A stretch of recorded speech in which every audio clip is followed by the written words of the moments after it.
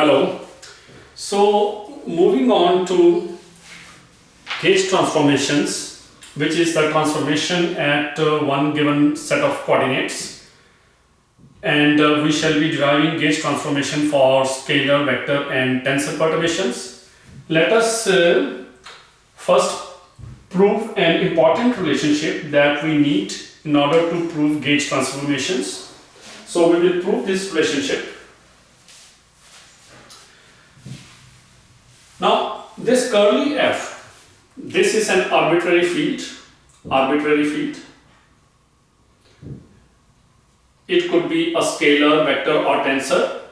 So its value at point P2 minus its value at point P1, and we are looking in caret gauge. So value at point P2 in caret gauge minus value at point P1 in caret gauge is equal to minus the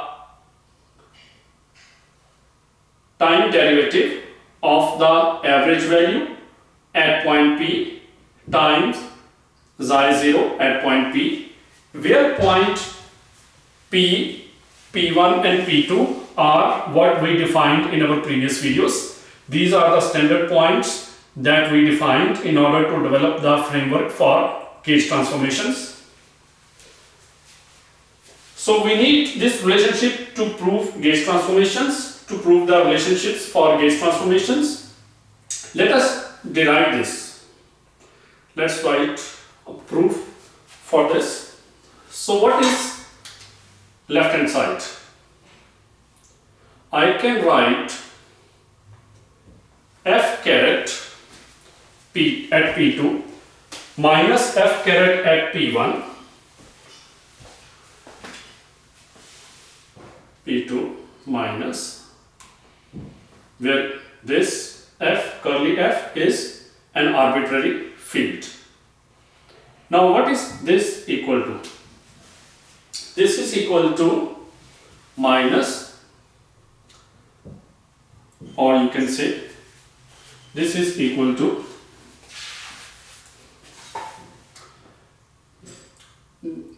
partial derivative of f caret at P1 with respect to x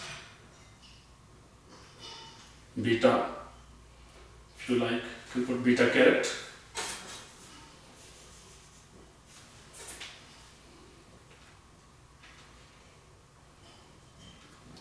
times.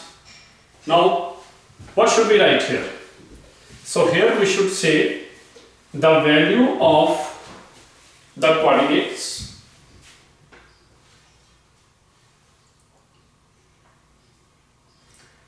at point P2 minus this. And remember that the way we constructed these 3 points P, P1 and P2, they are very close to each other. The distance between them is of first order. That's why we are able to write this expression.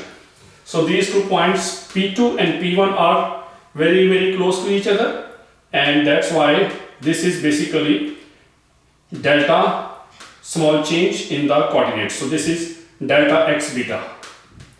That's why and remember that this difference is also of the first order. So what we are saying is that delta f caret is equal to partial derivative of f caret with respect to x beta times delta x beta.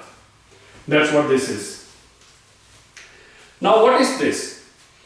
X beta caret P2 minus x beta caret P1. Again, go back to the review sheet that we discussed earlier. In the review sheet, I have mentioned that what this is equal to. We have derived also in one of our previous videos. This is equal to minus xi beta at point P. That's what this is equal to.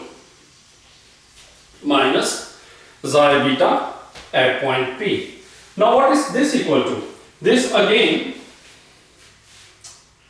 if you go back to our previous lectures, you will find that I can write this as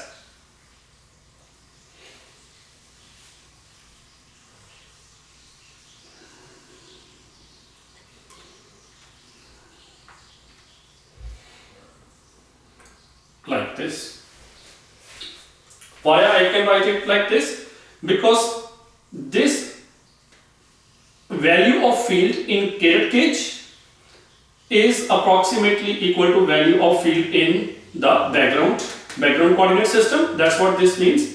And because we are taking derivative, and so I can ignore the derivative of that small delta term here. So f caret p1 is equal to basically f bar p plus small delta, and I can ignore that small delta. So I can basically write this as this. And again, x beta caret is what? X beta caret is x beta at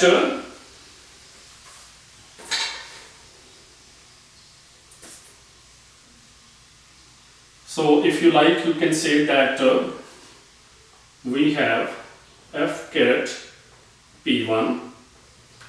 You can write f caret p1 the way we constructed p1 and p2 and p. So actually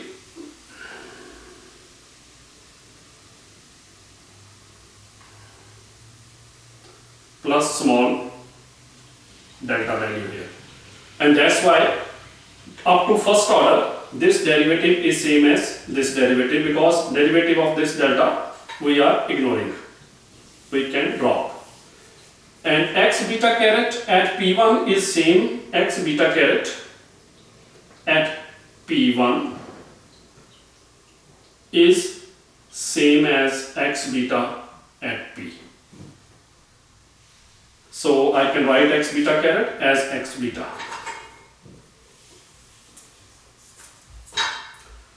Now here I get minus xi beta p. Okay, so what's the next step? Further we can simplify this. I can write this as minus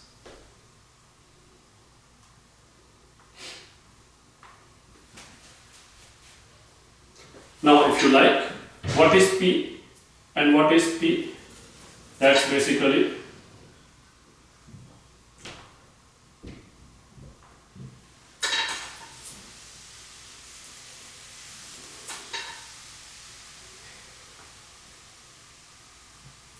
minus xi beta, or let's say alpha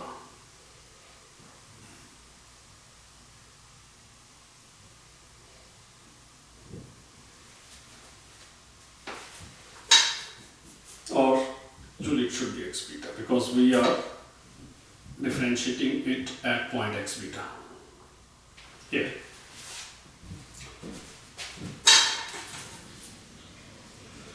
Now if you contract on beta, x beta and xi beta, if you contract on beta, realize that f bar, f is any arbitrary field in the background space-time. It depends only upon the time coordinate. There is no spatial dependence. That's why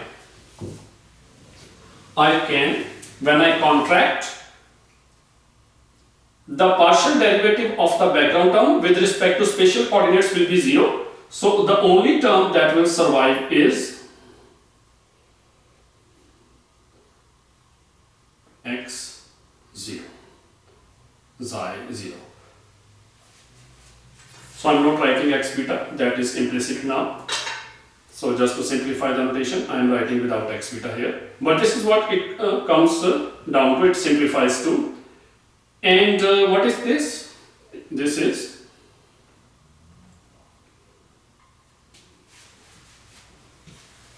that's what we have here.